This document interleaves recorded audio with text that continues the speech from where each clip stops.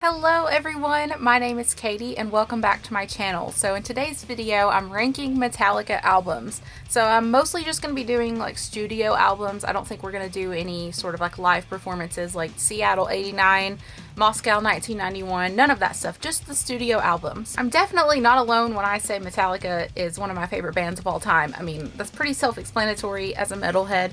But I've been wanting to do this ranking for a really long time, so let's jump into it. So the first tier is going to be called Personal Favorite. This is pretty much the one that I'm going to be biased towards, and I'm going to rank it the highest just because of that. And then Superior is basically the one that I think is technically the best, because sometimes our personal favorites don't really align with the thing that's actually correct for being the best, you know. At the end of the day, this stuff is all opinions anyway, so who knows. And then we have the good tier, which is going to be just solid album, no complaints about it. I'm kind of indifferent. It's not like one of my favorites, but it's also not bad by any means.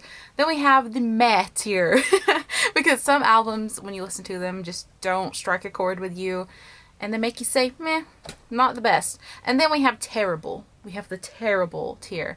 I don't know yet if I'm going to put anything in that tier, so you'll have to watch till the end to find out, because there's some questionable albums in Metallica's discography, let's just say that. But without further ado, let's rank these things. Alright, let's get my personal favorite out of the way. My favorite Metallica album of all time is And Justice for All. I don't care about the bass. I don't care. Shut up. I know you're in the comments right now. I don't care about the bass. I feel really bad for Jason Newsted. They honestly did him dirty by turning down the bass on the production, whatever. But let's be real. This album has one of the best guitar tones Metallica's ever recorded. And I think a lot of that has to do with the lack of bass. The guitars have like this crunchy, like raw sound that like raw dogs your ears. Like the bass isn't... Hey, the bass isn't there to like even that out, so it's like raw in your ear, and I love it. And honestly, the songwriting on this album is my favorite. It's like a good melodic thrash album. It's all the things I enjoy about thrash. It's not the kind of thrash with no melody. It's got plenty of melody. I love the themes that they write in this album. A lot of anti-authoritarian stuff. You know, I like that kind of style. And we have the Masterpiece 1 on here. We have my favorite instrumental from Metallica, To Live Is To Die. Frayed Ends of Sanity has one of my favorite riffs, along with Harvester of Sorrow. Blackened is such a good intro to this album. It's the first song you hear, and nothing beats it. And then straight from Blackened into the title track, And Justice for All. Iconic. Like, everything about this album, the whole ride always feels like a journey. And I don't skip any songs on this album. This is a no-skip album. 100%. We got Dyer's Eve. We got the double bass in that song. I can see why Lars doesn't like performing this song live. This is like, I feel like this is the album that takes the most physical effort from the band. And I hear that and I appreciate that. And this will always be my favorite Metallica album, I think. It used to be Ride the Lightning when I was younger, but we all grow up and get smarter, right? I'm just kidding. But I love And Justice for All. It'll always be one of my favorites. Okay, next up we have the Garage Days. I think this is the one that's like, what was it, like $5 garage EP or whatever. It has some fun songs on it, and I feel like it has like Metallica's youngster vibes, like their old school vibes. It's like they revisited their old style on this EP. It's not a full-length album though, and like it's not going to be a masterpiece or anything for that reason. I'm just going to put it in good. I think it's a good time. Okay, then we have Garage Inc. Garage Inc. Okay, I know this isn't an original Metallica album, it's all covers, but I feel like most of their covers they did better than the original artist. If I'm being honest, like Bob Seger's Turn the Page, Metallica covers that song so well. That's always been one of my favorite Metallica songs ever, even though it's not original. Most of it's okay, some of it's meh for me, but I'm gonna put it in good along with the EP here. They kind of have that same vibe for me. Feels like this is like more of like a passion project. Metallica had already succeeded at pretty much everything, so they just wanted to cover some songs from some of their favorite bands. I respect Garage Inc. It was a big part of my childhood. A lot of their covers were on my MP3 player growing up. So next up we have the Black Album, self-titled. Okay, this is their best-selling album. This is the album that brought Metallica into the mainstream and really like made them a household name. They were popular before, but this was the one that really made them. For me personally, I still think it's a really solid album. They got a little softer on this album, but there's still some really hard stuff in there. Like Of Wolf and Man is a really hard-hitting song. I've grown to really love that song in recent years. We have My Friend of Misery, gorgeous bass line in that song, amazing emotional song. There's a lot of emotion in this album, actually. We have Nothing Else Matters. We have Struggle Within. That's a good one. The Unforgiven. That was one of the top singles from this album. You know, and it has like the classic bangers like Sad But True, Enter Sandman. They really established that classic, hard-hitting, kind of groovy, slow, heavy sound that Metallica has. It's like when they stepped away from thrash for the first time, but they did it really well. Okay, I'm pretty much just explaining the history of this album at this point. I'm gonna say it's superior. A lot of people are gonna be mad because they think it's overrated because it's popular, but y'all, it's popular for a reason. It's just really one of Metallica's legacy albums. I don't think it's overrated whatsoever, so it's superior. Next, we have Death Magnetic. This album was very nostalgic for me. This came out when I was like 10 or 11 years old, something like that. And this was actually one of the first albums I like remember Metallica releasing. I don't really remember Saint Anger. I was alive for that, but I don't remember it. But Death Magnetic was a big deal when it came out. People were talking about how Metallica like had come back and they were themselves again after Saint Anger and Load and Reload. People were kind of done with Metallica. They came back with some thrash and some heavier stuff on this album. But I'm going to be completely honest with y'all. Other than a few songs on Death Magnetic, I don't connect to this album. I'm going to put it in meh. I don't think it's terrible by any means, but some of the songs just don't hit for me. I like The Day That Never Comes, Unforgiven 3, Cyanide. Other than that, most of the songs escape my mind. I forget the names of the songs. I don't really like the instrumental on this album, which is usually a big thing with Metallica albums. It has some good guitar solos. Kirk Hammett was really happy to get his solos back after the Saint Anger fiasco. But overall, I just don't feel like there's enough passion in this one. I feel like Metallica released this album because they had to, because it had been a while since they released one, and I feel like they wanted to prove themselves as a thrash band again, but something about it just didn't hit. It's like really iconic for me because it came out at such a young age for me.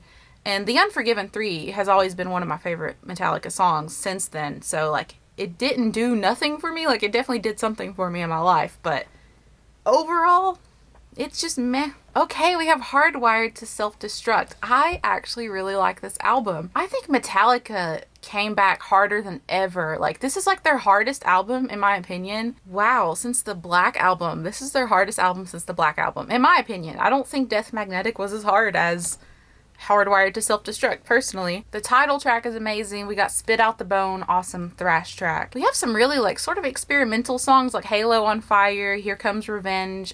Dream No More is like the sad but true for this album. It's got that classic hard-hitting, swingy, like groovy sound. Oh, I love it so much. I actually really like this album. I feel like Metallica proved themselves. They got Moth into the Flame.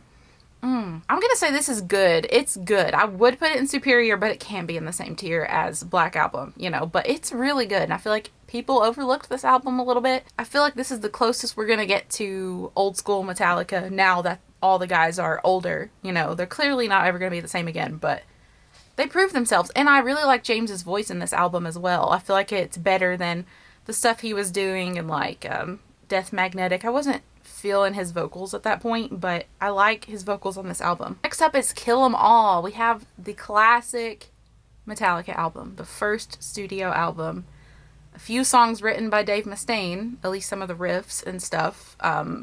This is superior because this was one of the first like fully thrash albums to ever exist. It's a very influential and trailblazing sort of album. It honestly is like a no-skip album too. If you're wanting just bare bones basic thrash, you play Kill 'Em All.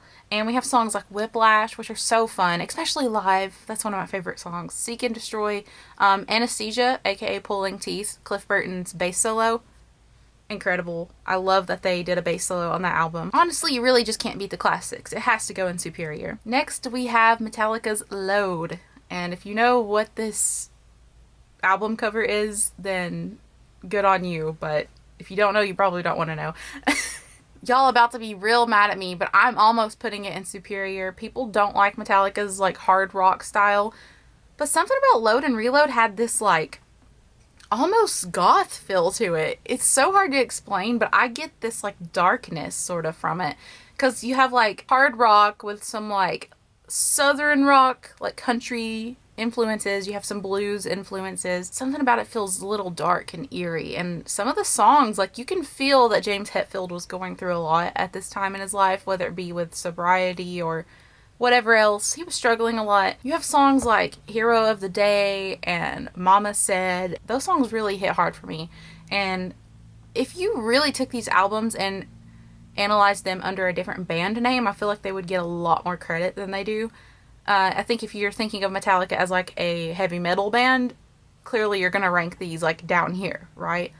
But I actually think they're one of the best. I'm putting Load and Reload in the same spot, by the way. I'm going to say that they're some of the best hard rock albums of all time. I know for a fact people are going to disagree with me on that, but I look at Load and Reload as one collective album. Honestly, I feel like they're like a journey to go through. Reload has songs like Where the Wild Things Are, Carpe Diem Baby. If you, like I said, if you separate the name Metallica from it, it's really good music, and I love it. Okay, now we have Master of Puppets. Probably the most iconic Metallica album beyond the Black Album. Like, you see this t-shirt everywhere. The whole Stranger Things thing happened with Eddie Munson. He played Master of Puppets, and like it brought back the hype for this song and this album, and like everyone knows Master of Puppets, right? It's funny because I would almost put it in personal favorite with And Justice for All, because I kind of see them the same way, but I feel like there's just something barely missing with the Master of Puppets album. I will say, the title track, the song itself, Master of Puppets, is Metallica's best song they've ever written. I actually think it's their magnum opus song. I don't know if you guys are going to agree with me on that, but it just has everything in it. It's truly like their masterpiece. That being said, I feel like the album falls short a little bit. I like some of the songs on there, like Leper Messiah, Welcome Home. Orion is one of their best songs that they've ever written, and God bless Cliff Burton for the riff in that song. Something about it never felt fully complete to me. I feel like the first half of the album is really good, and then it sort of just like falls off for me. I can't put a finger on what it is. I've never been able to. But I'm going to put it in superior with these other albums. I'm going to put it like in front of the Black Album as superior, if that makes sense. It belongs at the top of that. But it's almost in personal favorite for me. I don't think I'm going to put anything else in personal favorite, though. I think And Justice for All is just going to be the one that I leave there. Next, we have Ride the Lightning. I always felt different about this album than a lot of people do. I don't know what it is, but like, it feels like a radio-friendly thrash album. I feel like songs like For Whom the Bell Tolls and even Escape, they hate playing Escape, but it's such a good song and could easily be played on the radio. It's like easily digestible thrash. I love the song structure in some of the songs on this album. Like the title track, Ride the Lightning, incredible. Creeping Death is one of my favorite Metallica songs of all time. I love the main riff of that song. You got Trapped Under Ice. You have Call of Cthulhu. Please, I probably said that wrong. Give me a break. I'm trying here. This is definitely a masterpiece album. And no, I'm not putting it in good. I'm putting it in superior. Sorry. I truly think this is some of their best work. I think if I had to rank these in actual order of like best to worst, I think And Justice for All would be first, Master of Puppets would be second, and Ride the Lightning would be third. That's like my top 3 Metallica albums.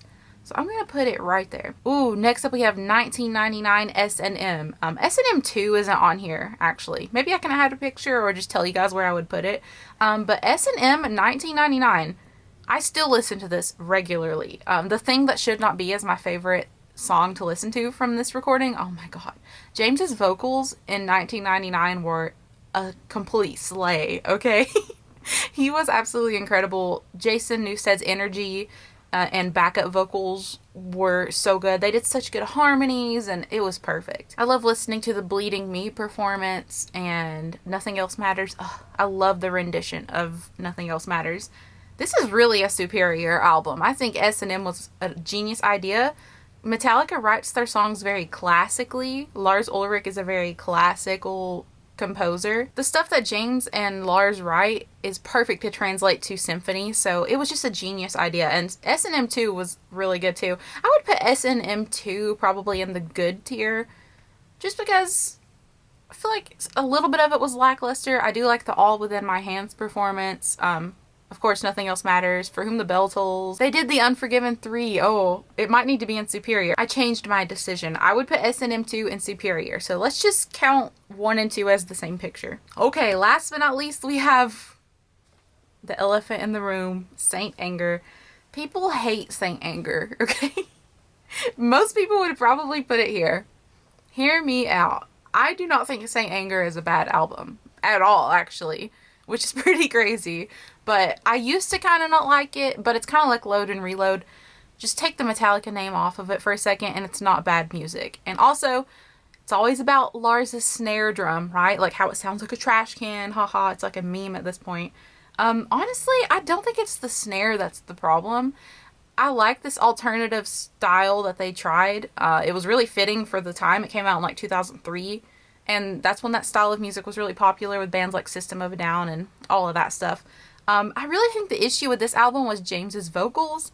I think his vocal delivery is just not good at all. Like, it doesn't fit. He just doesn't have the voice for that style of metal. He made it sound like he's like out of tune always, just barely out of tune. I think that was the point. I think he kind of wanted to be like a Godsmack or even like a Slipknot, that weird like melancholy, like off-putting, a little off-key singing. I don't know, but it just doesn't work. I don't think his voice is good for that style. I think the music would have been fine. I don't miss the guitar solos. Sometimes Kirk Hammett's solos can become repetitive, and like it was a little break from that, you know, and things were changing and they wanted to try something new.